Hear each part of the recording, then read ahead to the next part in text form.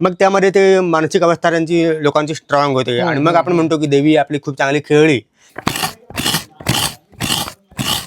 आणि अथर्व, तुझं पण कौतुक आहे, मुद्दाम लांजेवरनं इकडे आलायस, कोणीतरी सांगितलं, ऐकलंस. असा कार्यक्रम आजपर्यंत कुठेही झालेला नाही, आम्ही पाहिलेलाही नाहीये. मंडळी नमस्कार, मी अथर्व अर्डीकर स्वागत करतो तुमचं एका नवीन व्हिडिओमध्ये. आज मी आलेलो आहे रत्नागिरी जिल्ह्यातील राजापूर तालुक्यातील अणसुरे या गावात.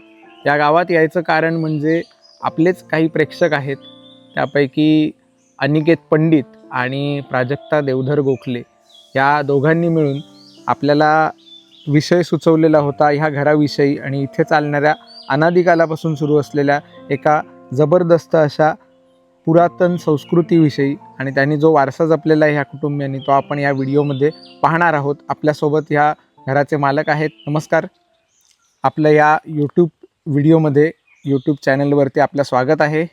तुमचा सुरुवातीला परिचय. मी प्रशांत गजानन देसाई आहे. आमचे हे गाव आहे अणसुरे, आणि अणसुरे गावामधली आमची ही वरचा वठार ही आमची वाडी आहे. आणि आता तुम्ही जे समोर येताय चालत चालत, हे आमचं इथे घर आहे. आणि ह्या घराचा इतिहास म्हणजे 400-450 वर्षांचं आमचं घर आहे.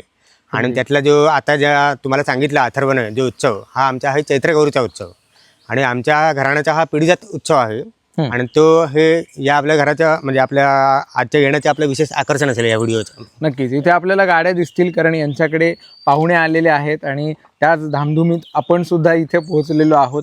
परंतु या कुटुंबियांचा उत्साह इतका जबरदस्त आहे की ते आपल्याला चांगल्या प्रकारे सहकार्य करतायत. आमची पूर्वी ओळख नव्हती, परंतु यांचं जे इंट्रोडक्शन मला झालं आहे तेच अशा प्रकारे झालेलं की तू अगदी फोन न करता गेलास तरीसुद्धा तिथे तुला सहकार्य होईल असं आपल्याला प्राजक्ताजींनी पण सांगितलं होतं. आणि त्याप्रमाणे आपण इथपर्यंत पोहोचलेलो आहोत. इथे हे घर 400 वर्ष जुनं आहे असं आपल्याला ह्यांच्याकडून समजलेलं आहे. आणि हा चौसोपीवाडा नसला तरी देखील या घरात मी आत्ता पूर्ण घर फिरलो, अशा अनेक विविध गोष्टी आपल्याला बघायला मिळणार आहेत ज्या आत्तापर्यंत आपण एकाही व्हिडिओमध्ये पाहिल्या नव्हत्या. सुरुवातीलाच आपण बघितलं तर कोकणातील पारंपरिक मांडव या अंगणात आहे. झावळांचा हा मांडव आहे नारळीचा, आणि इथे सगळे पाहुणे बसलेले आहेत या कुटुंबियांचे. प्रशांतजी, मी व्हिडिओज करण्यासाठी अनेक जिल्ह्यांच्यात अनेक कोकणातील गावांच्यात फिरत असतो आणि मोठमोठी घरं, चौसोपी वाडे किंवा पुरातन वास्तू आपल्याला बघायला मिळतात, परंतु या वास्तू रिकाम्या असतात आणि माणसांची कमी तिथे अनुभवायला दुर्दैवाने आपल्याला मिळते. परंतु आज मला खूप आनंद होतोय, तुमच्या घरात हे भरलं घर आहे आणि योगायोगाने पाहुणे सुद्धा आलेले आहेत. तर एकदा आपल्या सर्व पाहुण्यांचा आणि कुटुंबियांचा या व्हिडिओच्या माध्यमातून आपण परिचय करून देऊ. नक्की नक्की आपण इकडून सुरुवात करू. हो. ही माझी मुलगी मीरा, माझी बायको सोनाली, आणि ही माझी आई शुभदा. हे माझे वडील म्हणजे जे आता विजू देसाई म्हणून तुम्ही म्हणताय, हे माझे वडील. हा माझा मोठा भाऊ प्रकाश देसाई. ही माझी मामी उज्ज्वला काळे. हे माझे मामा धनंजय काळे. ही दोघंही चिपळूणला असतात. हे माझ्या मावशीचे मिस्टर प्रकाश सावरकर आणि मावशीचा मुलगा चैतन्य सावरकर, हे दोघंही चिपळूणला असतात.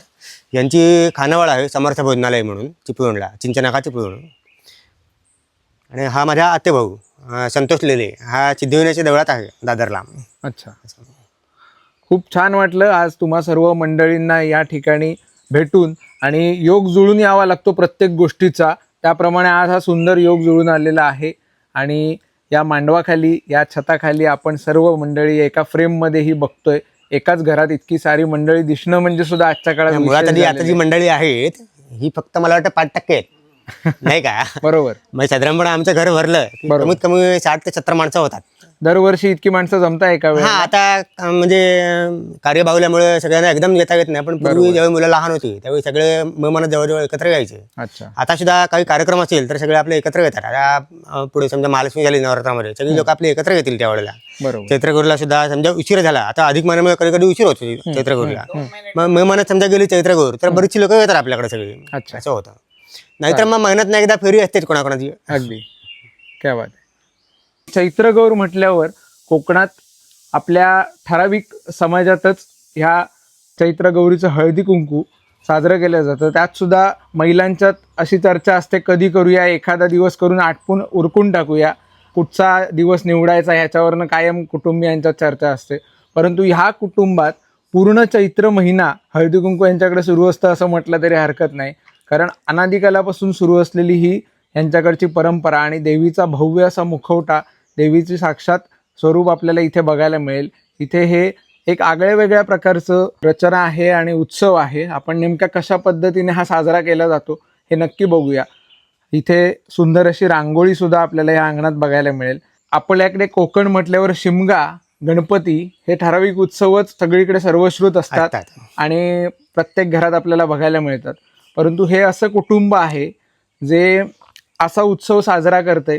इथे आसपास कुठल्याही कुटुंबात किंवा कुठल्याही गावात, कुठल्याही जिल्ह्यात मला वाटत नाही अशा पद्धतीने हा सण साजरा केला जात असेल. आता आपल्या सर्वांनाच उत्सुकता लागली असेल की कधी एकदा आपण ह्या घरात जातोय, सगळ्या इथल्या लोकांशी भेटतोय आणि या उत्सवाविषयी जाणून घेतोय. आपण सुरुवात करूया. या नक्कीच. बऱ्याच लोकांना माहिती असेल की कोकणातली घरं म्हणजे पहिला आधी पडवी येते आणि पडवीमध्ये झोपाळा. अगदी. हा समोर इथे झोपाळा आहे. हो. या झोपाळ्याचं वैशिष्ट्य असं आहे की जी आता झोपाळ्याची फळी दिसते ही अखंड एका झाडाची फळी आहे. अच्छा. अखंड फळी एक आहे, मध्ये कुठलाही जोड नाहीये. बरोबर. आणि सागवानाची फळी आहे. म्हणजे सागवान त्या काळामध्ये केवढा मोठा असेल तो बघा. आणि साधारणपणे या झोपाळ्याला जवळजवळ 70 वर्ष पूर्ण झालेली आहेत आतापर्यंत. अच्छा. आणि असा हा झोपाळा आणि ही अखंड पडवी आपली संपूर्ण. बरोबर. आणि पडवीनंतर आपलं माझघर असतं. बरोबर. आता या माझघरामध्ये आपण ज्यावेळी एंट्री करू तिथे तुम्हाला आता देवीचा उत्सव, तुम्हाला तिथे देवीचा मुखवटा वगैरे दिसेल. नक्कीच. प्रशांतजींचा आपला परिचय सुरुवातीला त्यांनी करून दिला, परंतु मला वाटतंय त्यांनी आपलं शिक्षण सांगितलेलं नाहीये. तर एकदा प्रशांतजी तुमचं शिक्षण सुद्धा सांगा. मी स्वतः बी इलेक्ट्रॉनिक्स आहे आणि मी गोव्याला 5 वर्ष नोकरीला होतो. त्यानंतर पुण्याला मी ऑटोमेशन पारी कंपनी आहे आपली, त्या पारी कंपनीमध्ये मी ऑटोमेशन सिस्टीम डिझायनर म्हणून काम करत होतो, इलेक्ट्रिकल डिझायनर. आणि कोविड काळामध्ये मी घरी आलो आणि कोविड काळामध्ये मी घरी येऊन मी कोळंबी प्रकल्प चालू केला माझ्या सासूरवाडीमध्ये. पडवे म्हणून गाव आहे तिथे प्रकल्प चालू केला. आणि 2023ला मी कंपनी पूर्णपणे सोडली आणि पूर्ण वेळ मी आता कोकणामध्ये आहे आता. बरोबर. पण किती लांब आहे इथून तो प्रकल्प? प्रकल्प इथून 5 किलोमीटर आहे. आता पूर्ण वेळ तेच तुम्ही पूर्ण वेळ ते करतो आहोत. आणि आता इथे घरची ऍक्टिव्हिटी सगळ्या म्हणजे जे कोकणी प्रोडक्ट वगैरे त्या सगळ्या गोष्टी आहेत हे आम्ही इथे करतो आहोत. मी जाणीवपूर्वक हा विषय काढला. याचं कारण असं की इतकं शिक्षण होऊन सुद्धा प्रशांतजी इकडे आलेले आहेत आणि त्यांनी उत्तम प्रकारे सुंदर असा व्यवसाय सुरू केलेला. कोळंबी प्रकल्प मला वाटतंय एक आपल्या समाजात एक विशेष गोष्ट आहे. अलीकडच्या काळात काही लोक करायला लागलेली आहेत किंवा गद्रे मरीन सारखा एक भव्य मोठा व्यवसाय सुद्धा ह्या क्षेत्रातला आहे. परंतु घरातनं कशी रिएक्शन होती जेव्हा ह्या क्षेत्रात उतरायचं ठरवलं? नाही, घरातनं रिएक्शन शॉकिंग होती. म्हणजे ऍक्च्युली हे आपलं फील्ड नव्हे, मासेमारी हे आपलं फील्ड नव्हे. म्हणजे आमच्या ब्राह्मण समाजाचा व्यवसाय हा कसा भिक्षुकी किंवा शाकाहारी पदार्थ वगैरे करणं. पण मी एक विचार कसा केला की सासूरवाडीमध्ये जागा होती बाजूला आणि त्यांची जमीन आणि माझा थोडासा पैसा अशा सगळ्या गोष्टी कॉम्बिनेशन करून म्हणजे त्यांचेही थोडेसे चांगलं होईल, आपलं पण चांगलं होईल या एकच चांगल्या हेतून मी याच्यामध्ये एंट्री केली. आणि सध्याच्या कंडिशनमध्ये जर तुम्ही बघितला तर कोकणामध्ये जे काय आता जे निसर्गांचे जे काय आता चाललेलं आहे सगळं, बरोबर, या सगळ्याचा जर विचार केला तर शाश्वत उत्पन्न देणारा सध्या तरी आता आपल्याकडे कोळंबी हे चांगला आता मार्ग आहे आपल्याकडे असं मला वाटतं. ओके, म्हणजे आहेत, म्हणजे कुठे त्रास कुठे नाहीये. प्रत्येक बिझनेसमध्ये त्रास आहे. किती वर्ष झाली सुरू करून? चालू करून आम्हाला आता 5 वर्ष पूर्ण झाली आता. अच्छा, म्हणजे कोविड पासूनच चालू केलं. हा, कोविड पासूनच चालू केलं रूपांतर. तुम्ही बिझनेस मध्ये केलं, बिझनेस ऑपॉर्च्युनिटीमध्ये केलं, गावात परत आलात. हो. त्यावेळेला पत्नीची साथ कशी होती? पत्नीची साथ उत्तम होती. तिला विचारलं सुरुवातीला, तिने सांगितलं कारण शहर सोडून गावाकडे परत यायचं म्हणजे हो पत्नीचा रोल खूप महत्त्वाचा, खूप महत्वाचा आहे. पत्नीच्या इव्हन आई वडिलांचा पण रोल महत्वाचा आहे, नातेवाईकांचा रोल महत्वाचा आहे याच्यामध्ये. नातेवाईकांनी पण मला सपोर्ट केलेला आहे चांगला आहे याच्यामध्ये. नमस्कार, मी सोनाली देसाई, प्रशांत देसाई यांची मिसेस, आणि ही आमची मुलगी मीरा देसाई. आता कसं काय तिचं रुटीन असतं? तिची आता उन्हाळा असल्यामुळे सकाळची शाळा असते. अच्छा. 9 वाजता जाते, 11:30ला येते घरी. अच्छा. किती मुलं आहेत शाळेत? शाळेत तिची आता 9 मुलं आहेत. 9 मुलं आहेत, म्हणजे त्या मनाने चांगली पटसंख्या आहे.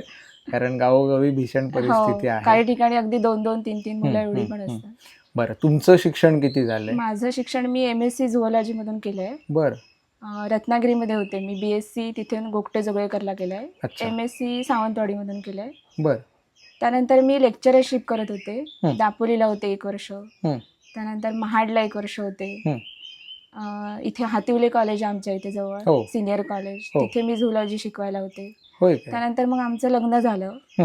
आणि मिस्टरांचा जॉब पुण्याला असल्यामुळे म्हणजे शिरवळला, त्यामुळे मग लग्नानंतर आम्ही तिकडे गेलो. अच्छा. तिथे पण 1 वर्ष मी तिथे ज्युनियर कॉलेजला शिक्षिका होते आणि नंतर मग कोविड काळानंतर आम्ही इकडेच आलो. अच्छा. म्हणजे आता लग्नाला आमची 6 वर्ष होती या बरोबर. मे महिन्यात, हो. पण त्यातली 5 वर्ष मी इकडे. पहिलं वर्ष फक्त आम्ही तिकडे होतो शिरवळला. बरोबर. आणि मग हिचा जन्म झाला, त्यानंतर परत माझे 2 वर्ष गॅप झाली. बरोबर. माहेर कुठे तुमचं? माहेर इथे साखर गाव आहे, निरगुलेवाडी म्हणून. अच्छा. 8 किलोमीटरवरती आहे इथे. बरं, म्हणजे बरेचसे जॉब तुमचे लग्नाआधी झाले आणि हा. शिरवळला पण काही काळ जॉब हो. झाला. म्हणजे एकंदर तुम्हाला शिक्षकी पेशाची भयंकर हो. आवड आहे हो हो. आणि त्या दृष्टीने तुम्ही आतापर्यंत जॉब केले. आता सध्या एक UNDPचा प्रोजेक्ट चालू आहे इकडे खाडी किनाऱ्याच्या भागात. ओके. तर आमची संस्था आहे ती प्रायव्हेट आहे, जलजीविका म्हणून. बरं. तिथे मी प्रोजेक्ट असोसिएट म्हणून काम करते सध्या. हं. ते आता ऑक्टोबरपासून चालू झालं आहे. ओके. पण त्याआधी मी 1-1.5 वर्ष म्हणजे रिसर्च प्रोजेक्ट होता, ती पुण्याची संस्था होती, तर ते मी इथून करत होते प्रोजेक्ट असिस्टंट म्हणून. ते पूर्ण फील्ड वर्क होतं, अच्छा. पण मला इथून ते घरून येऊन जाऊन जमत होतं, बरं. म्हणून ते केलं होतं. आता सुद्धा जायला लागतं, पण इथल्या जवळपासच्या 15-20 किलोमीटरचं अंतर आहे. बरं. तर तिथे लोकांना आमच्या प्रोजेक्टची माहिती देणं, त्यांच्याकडून ते प्रोजेक्ट करून घेणं असं काम आहे सध्या. आणि मला हे काम माझ्या विषयाशी रिलेटेड असल्यामुळे खूप आवडतं. कारण माझं ओशनोग्राफी होतं आणि हे फिशरीच्या रिलेटेड सगळे प्रोजेक्ट आहेत. आणि आता तुमच्या मिस्टरांचा व्यवसाय सुद्धा त्याच फिशरी फील्डमधला मधलाच आहे. आणि मी मगाशी पटकन म्हटलं की मग जॉब शिवाय आता किती काय झालं. याचं कारण असं की तुम्ही घरात सुद्धा घरातल्या कामात इतक्या व्यस्त होतात मगाचपासून किंवा रमलेल्या होतात की तुम्ही गृहिणी वाटलात मला पटकन. इतक्या छान प्रकारे तुम्ही रमलेल्या होतात त्या कामात. मला म्हणजे सध्या 10 ते 5 अशी काही ड्युटी नाही. जसं टार्गेट असेल तसं आम्ही मध्ये जाऊन ते फील्डवर करून येतो, त्यामुळे घरी पण वेळ देता येतो. बरोबर. आणि उरलेलं सगळं काम मग वर्क फ्रॉम होम असतं. अच्छा.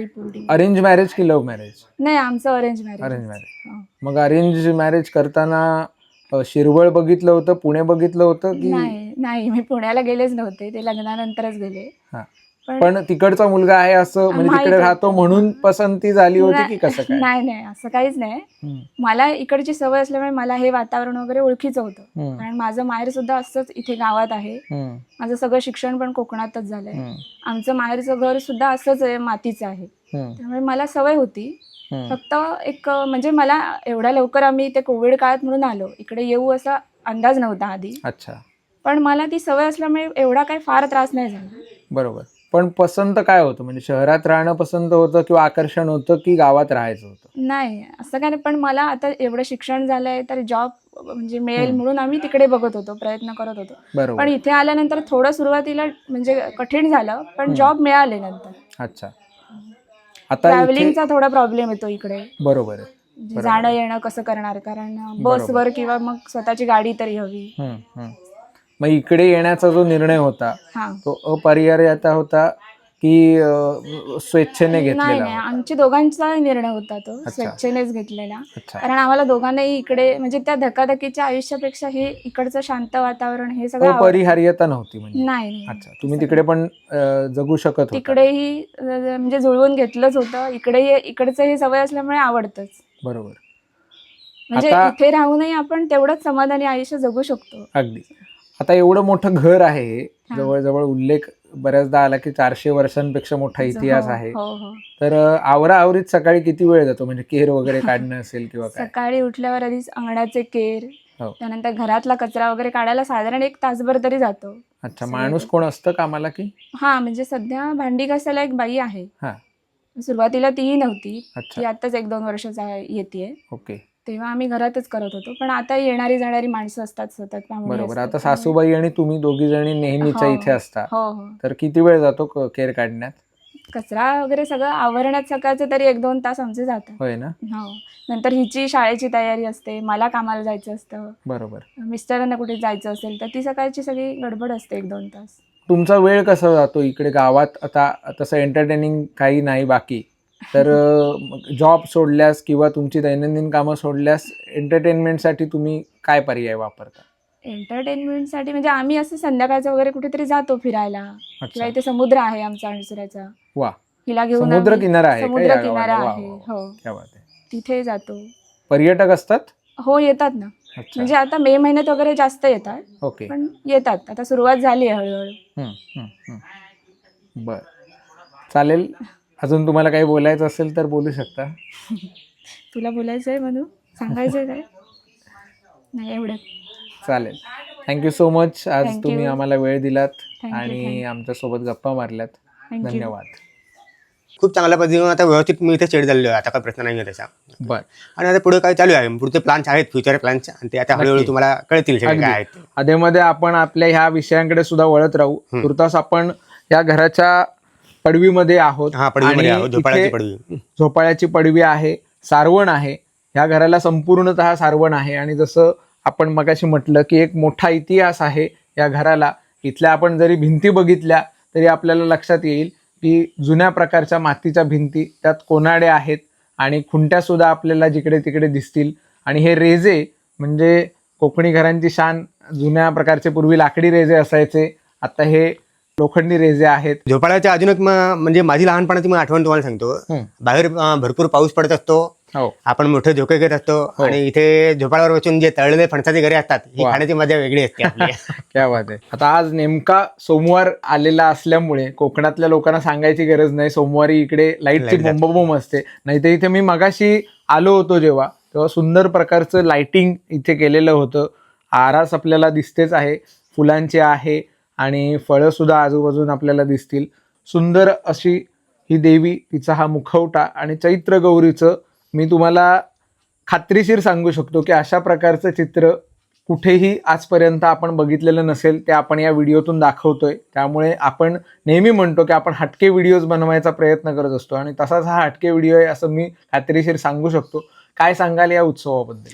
चैत्रगौर हा उत्सव असा आहे की आपल्या ब्राह्मण समाजामध्ये हा उत्सव होतो. गुढीपाडवा ते अक्षय तृतीया असे 33 दिवस आपला हा उत्सव चालतो. ह्याची परंपरा अशी आहे की देवी माहेरी येते, आणि देवी माहेरी आली की तिला तिचे भोग द्यायचे, तिचा एक आनंद एन्जॉय करायचा असतो. माहेरपणाचा आनंद वेगळा असतो, म्हणजे बायकांना सांगायची गरज नाही. होय. मग तो एक आपण देवीच्या रूपामध्ये आपण साजरा करतो असं. आणि देवी आता ही झोपाळ्यावर बसते, आणि झोपाळ्यावर बसून देवी झोके घेत राहते, असा हा कन्सेप्ट आहे. म्हणजे तुला सांगायला नको वेगळं की पूर्वी लोकांच्या घरामध्ये डोलारे असायचे, म्हणजे छोटे झोपाळे असायचे. बरोबर. त्याच्यामध्ये आपण देवी ठेवायचो आणि त्याची आपण महिनाभर पूजा करायचो. मग महिनाभरात एकदा कधीतरी हळदी कुंकू, मग ते पन्ह, आंब्याची डाळ, ह्या सगळ्या गोष्टी आपण तिथे एन्जॉय करत असतो. बरोबर. इथे. आणि आता आम्ही काय केलं की आमच्या बाबा महालक्ष्मी करतात, म्हणजे उकडीचा मुखवटा जो असतो नवरात्रामधला तो करतात. आणि त्यामुळे आमचा हा सेटअप सगळा तयार होता. मग बाबांनी आमच्या गावातल्या ग्रामपद्धतीने विचारलं होतं की आमच्याकडे सेटअप सगळा आहे, तर आम्ही मुखवट्याची आम्ही चैत्रगौर करू का? बरोबर. मग असं करता करता मग ते म्हणाले हरकत नाही, काही प्रॉब्लेम नाही, फक्त म्हणे 33 दिवस ही जबाबदारी तुला सांभाळावी लागेल, तेवढी तयारी असेल तर कर. बाबाने ती जबाबदारी उचलली, आणि आता हे मला वाटतं 26वा वर्ष आहे आपलं, की या 26व्या वर्षाला आता ही चैत्रगौर आपण तुम्ही बघता आहात. नमस्कार, माझं नाव संतोष लेले, राहणार बोरिवली. विजू देसाई यांचा मी भाचा. चैत्रगौर निमित्त मी इकडे आलेलो आहे. चैत्रगौरचा हा जो कार्यक्रम आहे, म्हणजे हा एक मोठा उत्सवच असतो. मग त्याला त्याचे वेध फाल्गुन महिन्यापासूनच लागलेले असतात. कोविडचे 2 वर्ष सोडल्यास आम्ही सलग इथे दरवर्षी म्हणजे जवळजवळ 10 ते 15 वर्ष आम्ही या उत्सवात सहभागी होतोय. आणि यथाशक्ती देवी आमच्याकडनं तिची सेवा करून घेते, आणि त्याचा अतिशय मनाकडे आम्हाला समाधान येतं आहे. असा कार्यक्रम आजपर्यंत कुठेही झालेला नाही, आम्ही पाहिलेलाही नाही आहे. पण तो एवढ्या आत्मीयतेने आणि स्वतःला झोकून जो हा कार्यक्रम 1 महिना करतो, ते बघून खरोखर अभिमानाने मान ताठ होते. माझा मामा जरी असला तरी मी त्याला खूप खूप शतशः दंडवत घालतो की हे सगळ्यांना या आजच्या काळामध्ये शक्य नाही. परवाच जेवणाचा मोठा कार्यक्रम झाला, दरवर्षीच असतो तो, पण जवळजवळ 250 ते 300 लोक येऊन जातात.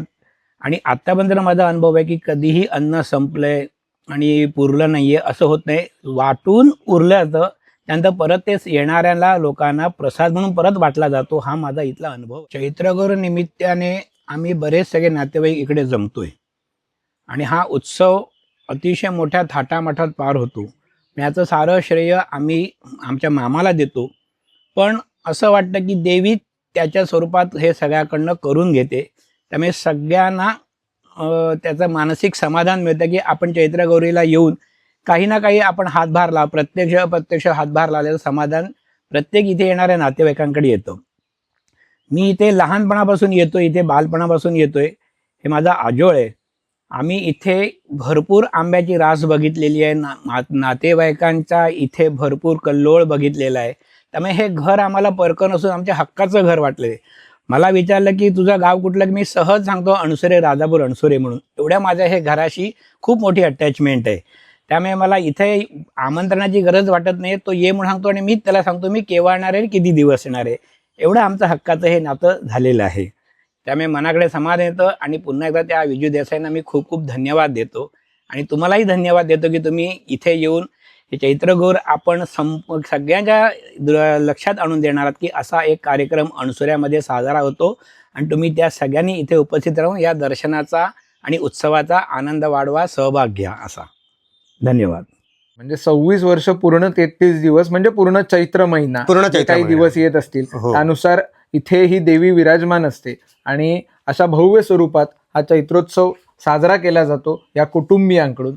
आता हे जे आता तुम्ही चैत्रगौर स्थापन झालेली बघितली, हो. हे आमचं माझघर आहे. म्हणजे बरोबर. मधली मोठा हॉल जो आपण म्हणतो अगदी. तो आहे. हो. बाजूला तुम्हाला जिना दिसेल. हो, इथे सुंदर असा लाकडी माळा आणि लोखंडी रेजे या माळ्याला वरती बाजून आहेत आणि एकंदर माडी बघता वापरातली माडी आहे. पण वापरातली कारण आहे. इथे बटाटे ठेवलेले आहेत, नारळ ठेवलेले आहेत. बऱ्याच जणांची माडी आपण बघितली, माळा बघितला तर वापरात नसते अशा घरांची बरोबर. आणि अडगळ सगळी तिथे ठेवलेली असते. नाही, ही वापरात परंतु असते आमची माडी. अगदी वापरात आहे आणि खूप छान प्रकारचं मेंटेनन्स इथे आहे. आता इथे बघा मातीची मडकी दिसत आहे तुम्हाला. होय. त्यानंतर इथे तांब्याचं मोठं तपेलं आहे, छोटी छोटी बरोबर. तपेली आहेत आणि होय. आमच्या बाबांना खूप वड आहे की तांबे आणि पितळेच्या वस्तू वापरात बरोबर. ठेवायच्या. क्या बात आहे. तर ही मातीची मडकी आम्ही कशासाठी घेतलेली आहे, तर जो घागरी फुंकणं हा जो उत्सव होतो आपला अष्टमीचा म्हणजे नवरात्रामधला, त्यासाठी हा जो घागरींचा नाद असतो ना, हा खूप म्हणजे असा म्हणजे तो एक्सपिरियन्स घेतल्याशिवाय कळणार नाही. अगदी स्वतः एक्सपिरियन्स घ्यायचा आणि तो अनुभवायचा, तो नाद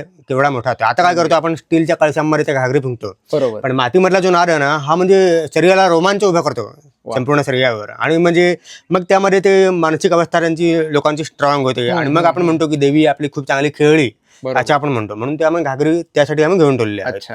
थोडे अजून जर तुम्ही आतमध्ये आलाल हा. तर तुम्हाला मी मोरक पात्र दाखवतो. आमच्याकडे बाबांनीच करून घेतलंय. हे बघा, अरे वा, हे 10 किलोचं मोरक पात्र आहे क्या बात आहे.